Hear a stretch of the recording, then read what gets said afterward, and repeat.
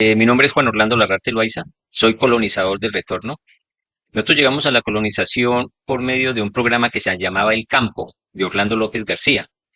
Nosotros vivíamos en la ciudad de Armenia, en el Quindío. Mis padres y mi abuelo, por parte de mi madre, Juan de Dios Loaiza, teníamos una finca cafetera y en Armenia vivíamos en la 14. En esa finca cafetera mi papá acostumbraba a 5 de la mañana a escuchar un programa que se llamaba El Campo, de Orlando López García, donde él manifestaba hombres de corazón, hombres que quieran dominar la selva, el Baupe los espera. Mi padre fue un hombre aventurero y se entusiasmó y con el consentimiento de mi mamá y de mi abuelo viajó en esa época al antiguo Baupés, a San José del Guaviare. Llegó a este municipio en un avión de la Urraca con Orlando López García. Conoció parte de la trocha y no el retorno, porque en esa época todavía la colonización no había exactamente nada, había un cambullón donde llegaban la gente que quería colonizar. Y llegó entusiasmado, hablando maravillas de esta región, de la selva, de dominar la selva, y así fue. Se vendió todo lo que teníamos en el Quindío, la casa en la 14, se vendió la finca cafetera en la vereda La Moravita, hacia el lado de Barragán. Contrataron un camión y echamos los corotos en ese camión. En la parte de atrás del camión se trajo una mula, mi abuelo la llamaba nobleza porque era una mula grande y muy noble. Y viajamos. Inicialmente viajamos mi abuelo, mi papá, mi hermano Nacho y yo, nosotros cuatro. Llegamos a Puerto Lleras. En Puerto Lleras nos recibieron porque ya Orlando López García tenía organizado gente que colaboraba a los colonizadores. Ahí nos ubicaron en una bodega donde hacíamos de comer y esperamos 8 días a que subió el planchón de la comisaría y nos trajo hasta San José del Guaviare. En San José del Guaviare lo mismo, nos ubicaron donde actualmente es la plaza del lado del río. Eso eran unas bodegas de la comisaría, ahí nos ubicaron. Nos dieron forma de que hiciéramos de comer y sostenernos también unos días hasta que hubo disponibilidad del tractor. Un tractor que salimos a las 6 de la mañana y llegamos a las 11 de la noche al retorno. Recuerdo que en ese viaje, a eso de las 8 de la noche, llegamos a Cañotrueno. Ya había unos colonizadores en Cañotrueno, nosotros íbamos sin almorzar, sin cenar, sin nada, y ahí nos dieron la primer comida en la zona de la colonización, porque Cañotrueno queda muy cerca del retorno. Fue carne de danta con yuca y guarapa. Continuamos el viaje, a eso de las 11 de la noche llegamos al retorno. Estaban los Cambullones donde actualmente entra uno al retorno y hay un cerro, una loma, que ahí está la policía. Ahí estaban unas bodegas de la comisaría, unas bodegas grandes en sí, y el resto de ahí para allá era pura selva. Escasamente habían dos casas, la de don Ernesto Quintero y la de un señor Martínez, que ellos eran colonizadores antiguos, porque si no estoy mal, ellos eran de los que lugar de la gente que tuvo con el Jure cuando el Jure se desmovilizó. Ellos eran desmovilizados del Jure. Y buscaron esa zona cerca a Caño Grande para estar alejados de todos los problemas e inconvenientes que le podía representar haber sido parte de la gente de Omar Alcure.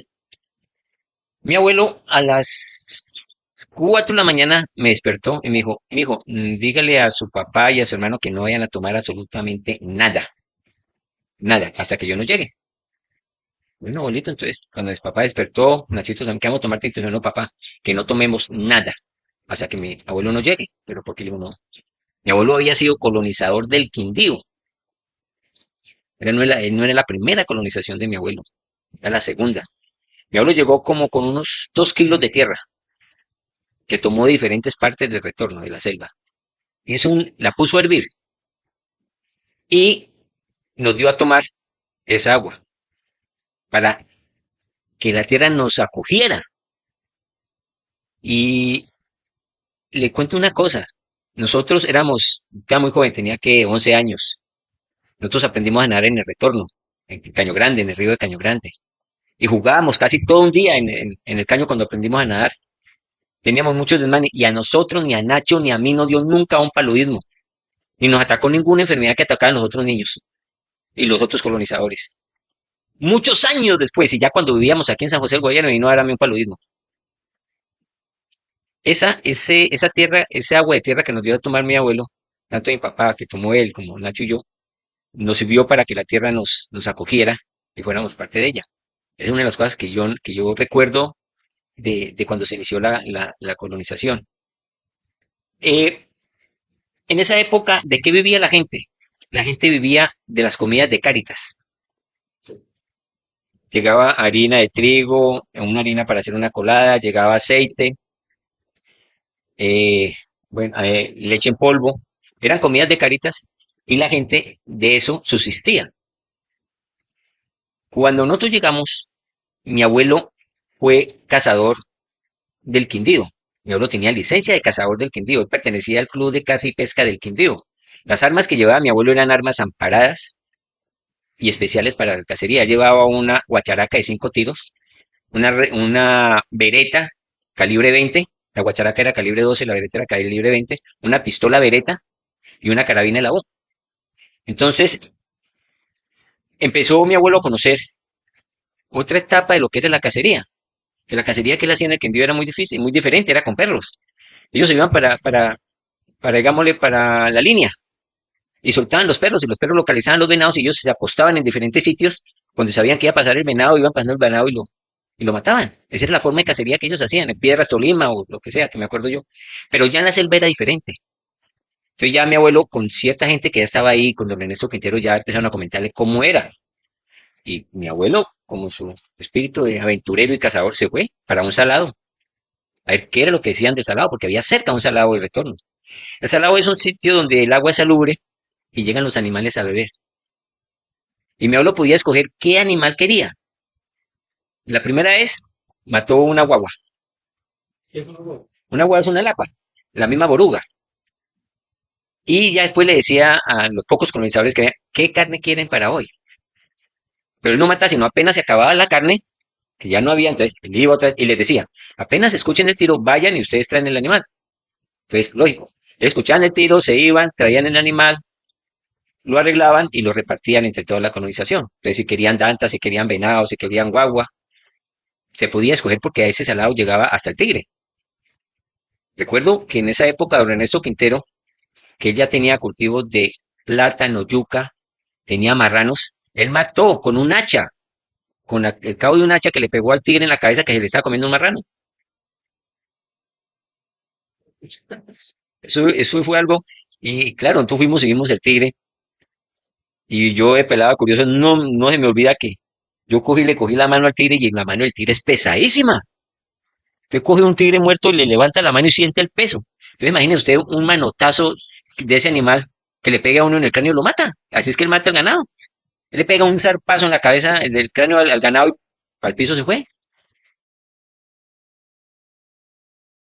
Habían un ingeniero y un arquitecto. El ingeniero se llama Cleomedes Caballero, creo que se llama, porque no he sabido que haya muerto. Y creo que era Antonio Rusi. Del apellido sí estoy muy certero en el nombre, se me trabó ahorita un poquito, pero era el doctor Rusi. El doctor Rusi era arquitecto y él era ingeniero. Él era que le decía a los colonizadores, aquí está su fundo, porque en la época llamaba era fundo, aquí está su lote para que haga la casa. A nosotros nos tocó un lote ahí cerquita del río, cerquitica, al río nos tocó el lote.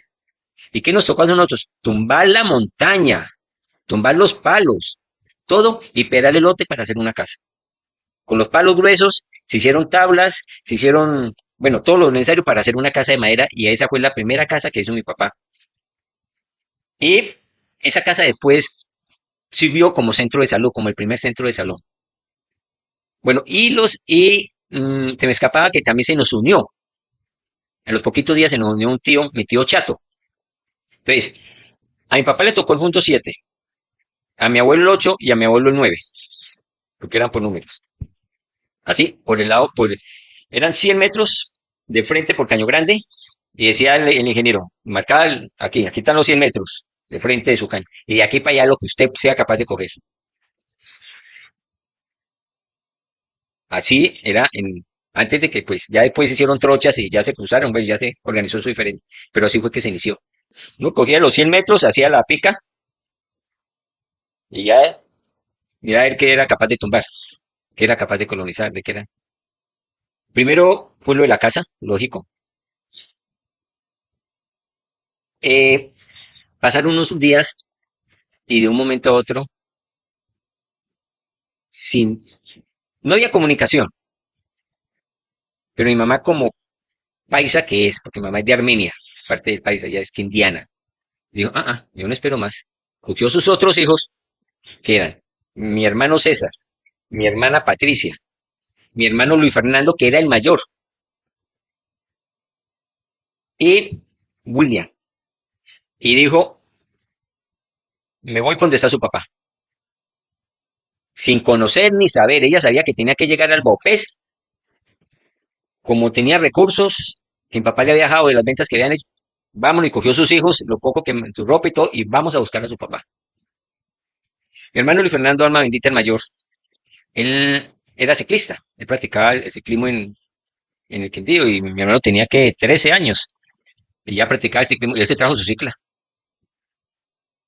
Ese día en la colonización estábamos, se reunían, 5 de la tarde, ahí donde estaba la policía, ahí pues ya estaba un poquito, donde está el colono, eso ya estaba despejado, ya se habían, y ahí se reunían a charlar, a hablar y a mirar cuando apareció en el fondo un tipo en la cicla. Miento, no, él no venía en la cicla venía en él. Él traía la cicla en el hombro. Entonces, claro, todo el mundo asombrado. Uy, mire, mire, ese muchacho que trata. Pero que me emociono cuando pega la carrera a mi papá. Y claro, salimos detrás de él y dice, es mi hijo. Pues lo reconoció de a una distancia 100, 200 metros, qué sé yo. Pero lo reconoció y salimos, claro, era Luis Fernando. Entonces le dijo, claro, lo recibimos y su mamá, no, mamá está en San José esperando. ¿Cómo así? ¿Se fue solo? Sí, él cogió ahí y le dijeron, por esta trocha lo lleva al retorno. Y él cogió en su cicla. Pero ¿qué le iba a servir tanto la cicla? Sí le serviría por partes. Pero esto eran unos socavones y unos enterraderos, la cosa más tremenda. Pero allá llegó a eso de las como de las 5 de la tarde. A decirle a mi papá que mi mamá estaba en San José del Guaviare esperándolo con sus otros hijos. Claro, mi papá ahí mismo recibimos a mi hermano, lo organizamos y al otro día se madrugó, 6 de la mañana, 5 de la mañana, arrancó para San José a buscar a su esposa y sus otros hijos. Ya eh, mi papá había organizado en el acto donde está la iglesia, había estado organizando otra casa de madera, tabla, entonces ya nos instalamos allá. Ya en esa época, a los meses, llegó al retorno el comisario, nuestro padre político, porque Narciso Matos Torres era nuestro padre político, conservador, un gran líder político del llano y lo que era el Bopés. En una ocasión, cuando yo empecé en la vida pública y me nombraron por decreto, me nombraron como alcalde, el doctor Narciso Matos Torres me dijo, Orlando, usted ya no es conservador, usted es conservador, liberal, comunista, lo que sea, usted le tiene que servir a todo el mundo por igual. Eso fue una de las doctrinas que más me ha servido a mí en la vida, de lo que me dijo el doctor Narciso Matos Torres, alma bendita. Bueno, llegó el doctor Matos y toda esa vaina y necesitan un inspector de policía. Mi papá siempre trabajó por la comunidad. Yo recuerdo en el Quindío de 6, 7 años, yo me iba a las reuniones de mi papá con la Junta de Acción Comunal en La Moravita, donde tenía la finca cafetera. Y mi papá era de los voceros, mi papá era de los que conseguían con los alcaldes, con los gobernadores, conseguía cosas para la vereda, para las escuelas, para lo que se necesitaba. Mi papá siempre fue un líder nato, porque él siempre trabajó para la comunidad. Y así fue en la colonización.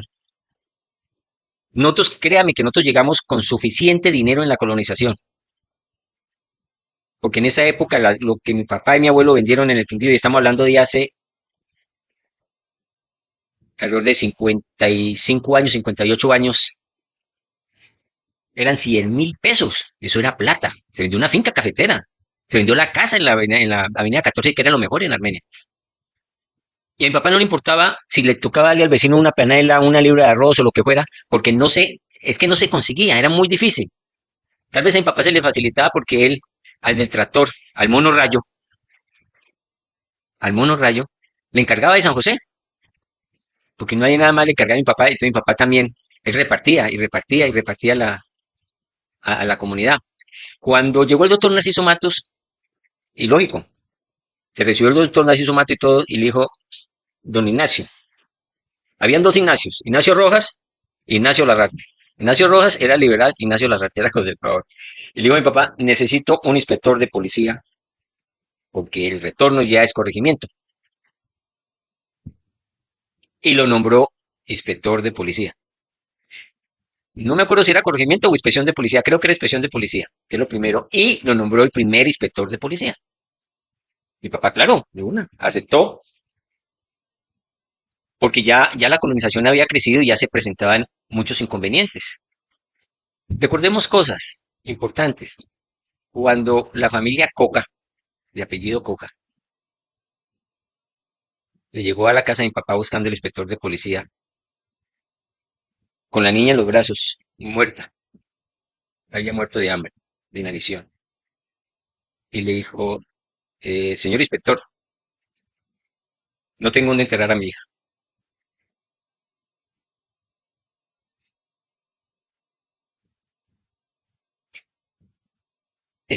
Mi padre lo tranquilizó y le dijo, no se preocupe.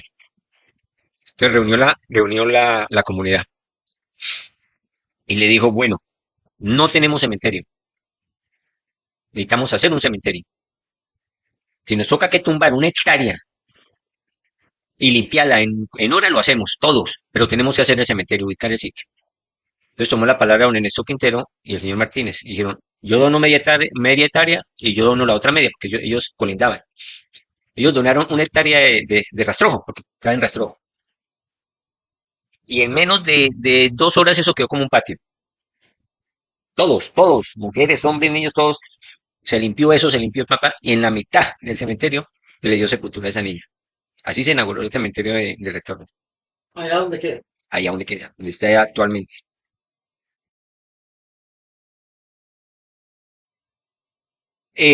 Bueno, después llegó don Ernesto Quintero y le dijo, don Ignacio, fulano de tal me robó una mata de yuca. Don el señor Martínez, don Ignacio, fulano de tal me robó un racimo de plátanos. Mi papá lo llamaba. Venga, usted le robó una mata de yuca a don Ernesto Quintero. Sí, don Ignacio, eso es cierto, porque no me la quiso vender. De hecho, no tenía con qué pagarle, pero yo, era una deuda que algún día se le iba a pagar y no. Entonces me tocó robar porque ya estamos cansados de comer solo pescado y carne sin yuquita. Entonces le digo, bueno, como castigo, se me va a poner la yuquera a don Ernesto Quintero y me le limpia una parte, bien limpiecita. Y donde arrancó la yuca, corte y siembre 4 o 5 matas. Ese era el castigo que ponía mi papá. Y lo mismo con lo de los plátanos. Pero ellos no satisfechos y ellos con las conexiones que tenían con el gobierno, porque ellos eran desmovilizados y tenían su forma de comunicarse y todo, acusaron a mi papá de permitir el robo. Ese día está, yo hacía al frente de la casa, era una casa que era alta, era altica, en madera, que se hacían altas por los animales. ¿Eh? Cuando yo vi que venía un tipo de corbata, bien vestido, una camisa blanca, un saco aquí, como un moralito y una máquina de escribir en la mano. Un personaje diferente. Buenos días, buenos días. ¿Qué se le ofrece? Dijo, señor inspector, sí. Papá, que lo necesita. Dice, mi papá. Le dijo, a la orden, ¿qué se le ofrece? Le dijo, ¿usted es el inspector de policía? Dijo, sí, yo soy el inspector de policía. Dijo, le dijo el tipo, yo soy el doctor Julano de tal. Vengo de la Secretaría de Acción Comunal de la Presidencia de la República, porque usted tiene una acusación de permitir el robo. Yo vengo a investigarlo a usted. Dijo, papá, siga, bien pueda.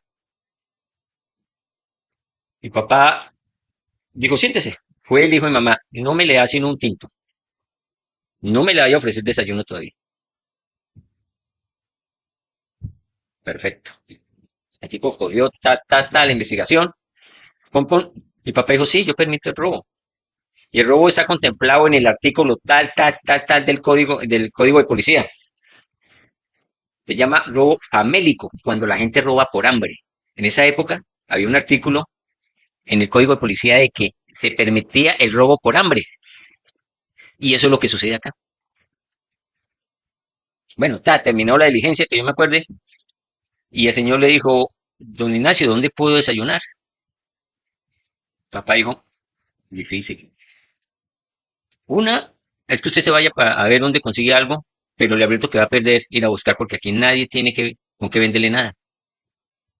La otra, yo le presto esta ollita y un cordel y saca una lombrices, va y saca un pescado y prepara un caldo. Yo le presto el cogón. Y si quiere platanito o yuca, tiene que ir donde don Ernesto Quintero o don señor Martínez. Pero seguro que a usted sí se lo van a dar y hasta le darán el desayuno. Pero no creo que alguien lo vaya a llevar hasta allá. Mi papá ya me había dicho que fuera y le dijera a todos los colonizadores de que nadie le fuera a decir dónde era la casa de Ernesto Quintero ni señor Martínez. Todavía que no. Porque él tenía que enseñar a decir por qué la gente era que hacía eso. Y así fue. El tipo se fue. Volvió al rato. Don Ignacio, me tocó venir a que me preste con que ir a sacar un pescado. Digo, no, mentiras, hombre, venga, desayuna. Ya mi esposa le tiene desayuno.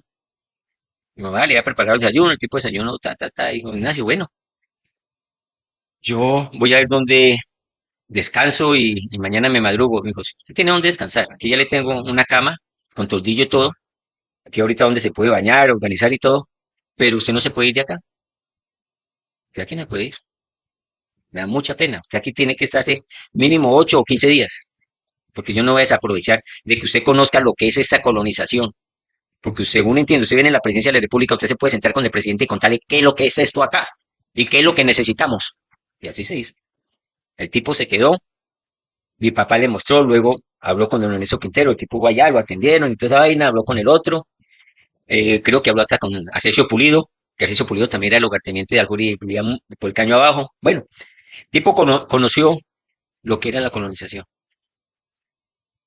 Lo cierto fue que como a los meses le llegó a mi papá una cajita por correo de la presidencia de la República, Junta de Acción Comunal, por eso recuerdo yo muy bien, con una medalla, reconociéndole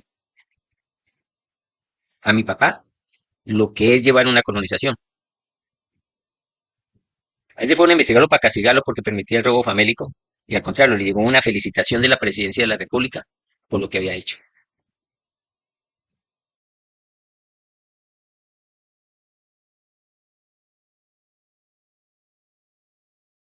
Otra de las cosas que recuerdo es cuando mi papá prohibió el ingreso de las comidas de Cáritas.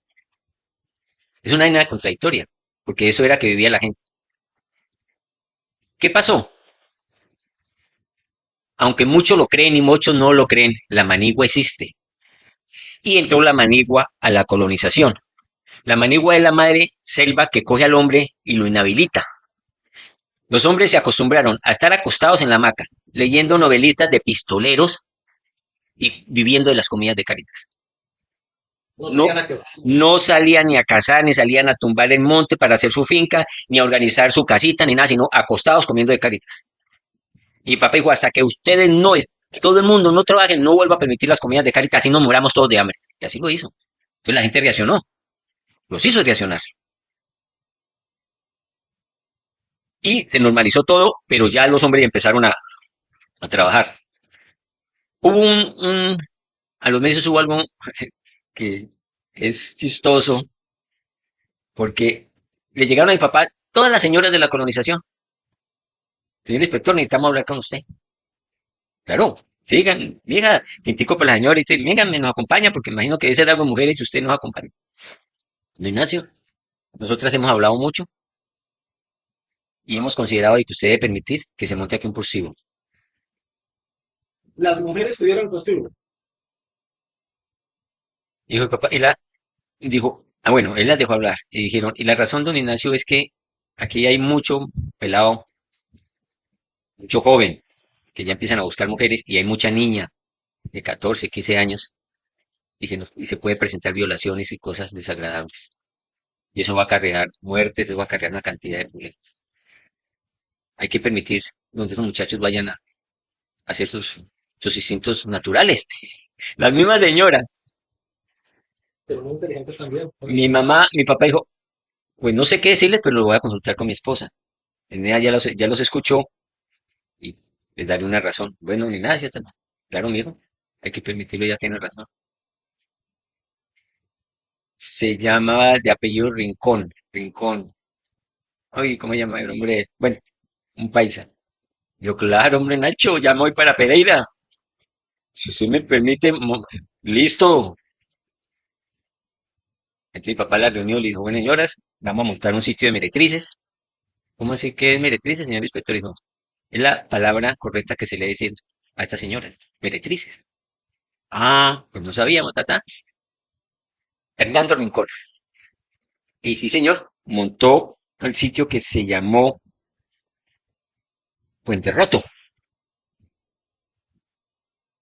Al lado donde está la policía, Pacacito, ahí en esa ahí, hizo ahí su vaina y tal. Bueno, listo, solucionar el problema, pero como a los 3 meses las mismas señoras. Don Ignacio, tenemos un problema. Pero digo yo que es algo chistoso, pero es real. ¿Qué pasa ahorita? Dijo, no, es que el problema que tenemos es que nuestros esposos no salen de allá. De verdad, no. Ay, es parte de la historia del retorno que muy pocos la conocen. Y yo lo tengo muy claro primero porque era pues un pelado y segundo porque yo me mantenía pegado a mi papá. Mi papá por donde salía yo estaba ahí, yo era enterado de todo. Como lo mismo que una vez que llegó un campesino, señor inspector, lo necesito que usted me venga a firmar para que autorice a Rasputín. Rasputín era Gabriel Herrera, el enfermero. Era un hombre muy acertado para los niños. Qué hombre tan acertado para la enfermedad de los niños. Y le llevó ese campesino con la esposa en embarazo, porque él también atendía partos. Y el niño venía de una forma que no podía tener parto natural sino por cesárea. Y Rasputín no era médico. Pero le dijo al campesino, dijo, yo trato de salvarla a ella y a la criatura, pero yo no tengo licencia para eso. No la podemos llegar a San José porque son 12 horas en una hamaca, no tenemos tiempo. Yo me arriesgo, si ustedes se arriesgan, pero ustedes hacen un papel por escrito que usted como esposo me autoriza y el inspector de policía lo avala. Y así fue. Y salvó la señora y salvó la niña porque fue una niña. Le hizo cesárea, sin ser médico.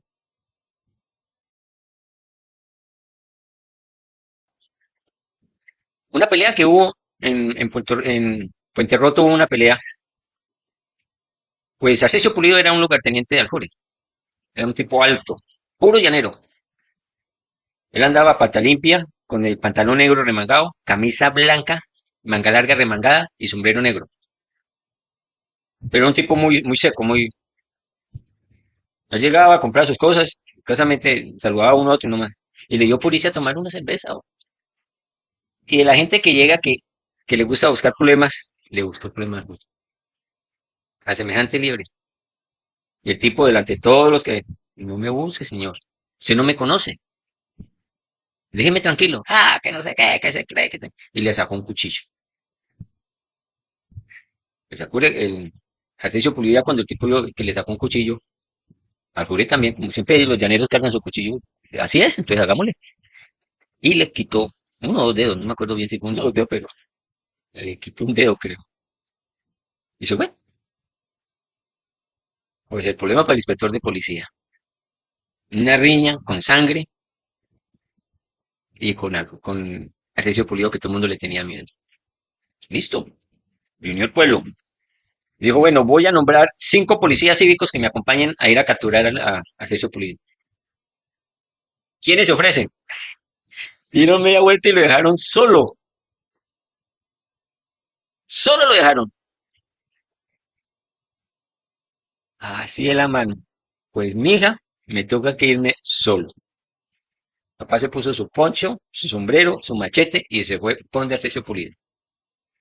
Solo. Y no llegó esa noche. Pues claro, se puso a tomar guarapo con Arcesio Pulido explicándole ta. Dijo, usted no tiene ningún problema. Eso es defensa propia. El tipo lo atacó primero. El tipo lo citó, está todos los testigos, ya tomé las declaraciones, todo lo tengo ya listo, por escrito y todo. Pero yo no puedo dejar esto así porque se forma esto un problema tremendo. No tengo que llevarlo a usted y al tipo, ya los para San José, ante el juez. Y él verá qué determina. Pero le aseguro que no lo va a detener, porque eso se llama defensa. Pues, listo, don Ignacio, pero qué es, acá esta noche, ¿qué se va a ir? Y al otro día, mi abuelo a las muy 5:30 de la mañana reunió al pueblo, cobardes, todo lo que ha hecho Ignacio por ustedes, y no son capaces, pues yo sí me voy con mis nietos a buscar a mi yerno, que no sé qué, y regañándolos. Y todo el mundo callado, pues, cuando, abuelo, ¿qué pasa, amigo? Mire, allá venía mi papá con la sesión política. Llegaron, desayunaron, mandó a llamar no me acuerdo cómo llamaba el herido, cuadre ropa que nos vamos para San José. Los tres, sí, los tres. Pero don Ignacio, nos vamos los tres. Porque usted fue el que citó la pelea, usted fue el que. Pues lo cierto, yo creo que cuando llegaron aquí a San José, pues ya ellos eran amigos, porque imagínense 12 horas hablando lo que sea. Alberto fue que vinieron aquí, hicieron la diligencia y regresar. Pero mi papá hizo cumplir la ley, como él y todo, y empezó a las cosas marchar mejor. Yo lo he dicho varias veces. Yo, yo soy muy inquieto. Yo he viajado mucho. Conozco varios países. Conozco varias ciudades. He vivido en varios países también, porque yo viví en Panamá.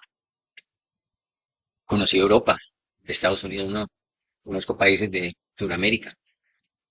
Conozco varias ciudades. He vivido en Cali, en Buenaventura, en Bogotá. Y yo siempre lo he dicho, los mejores días de mi vida fue esa colonización.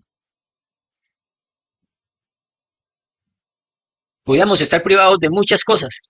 De pronto de luz, de pronto ya había llegado la televisión o qué sé yo, ¿no? Pero eso fue muy lindo. Eso fue hermoso. Porque nosotros nos íbamos con mi papá a ayudar a socolar. Socolar es coger la montaña, cortar con un machete los árboles pequeños, picarlos, y luego se corta un árbol grande y se tira al suelo y ese se lleva el resto. Así es que se tumba la montaña.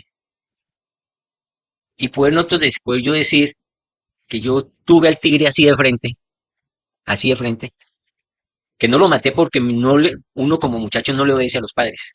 Y uno le debe obedecer. Mi abuelo nos decía, nunca vayan, así vayan a hacer sus necesidades, así vayan a orinar, siempre lleven la escopeta. Y más aquí en la selva. Y ese día no. Ese día nosotros llegamos de Socolar, estamos haciendo el fondo, y con mi hermano Nacho, vamos a bañarnos. Nosotros había un palo, había caído sobre el caño grande, palo grueso, sobre el caño. Y nosotros nos íbamos allá y ya nos bañamos y nos tirábamos, ¿no? Y ya por la tarde, ya que habíamos refrescado, y son 4:30 de la tarde, 5 de la tarde, nos fuimos con Nacho a bañarnos. Y cuando nos subimos al palo, el tigre estaba recostado sobre el palo, mirándonos. Pero fue otra de las cosas, no mi abuelo, sino que nosotros habíamos escuchado de gente que llega a la comunidad. Uno al tigre nunca le debe dar la espalda. Entonces yo le dije, Nacho, váyase por la escopeta. Y yo nunca le quité la mirada al tigre. Nunca la quité. Claro que él tampoco me atacó. Él lo que hizo fue desperezarse, se levantó, se desperezó, dio media vuelta y se fue. Cuando ya llegó Nachito con la escopeta, pues ya el tigre se había ido. Pero nos encontramos así. Cuestión de que 3, 4 metros. Un tigre grande. Sí, todo estaba bien comido y no era una tigra parida que el más peligroso. O un tigre herido que también, pero no. Él, él cogió y se fue. Y Nachito, sigámoslo. Le dije, vamos a seguirlo, ¿qué? Ya que sea dónde andará. Vamos a bañarnos y a regresar. Qué regaño que nos pegó mi abuelo. Eh, recuerdo que cuando llegó Luis Fernando, pues mi abuelo fue uno de los primeros que llevó ganado al retorno. Él compró unas novillas y un torete y llevó uno de los primeros ganados que llevó al retorno. Y mi hermano Luis Fernando era el que lo ordeñaba. Y así vecinos de nosotros había una familia Bayuna. Ya me acuerdo el apellido.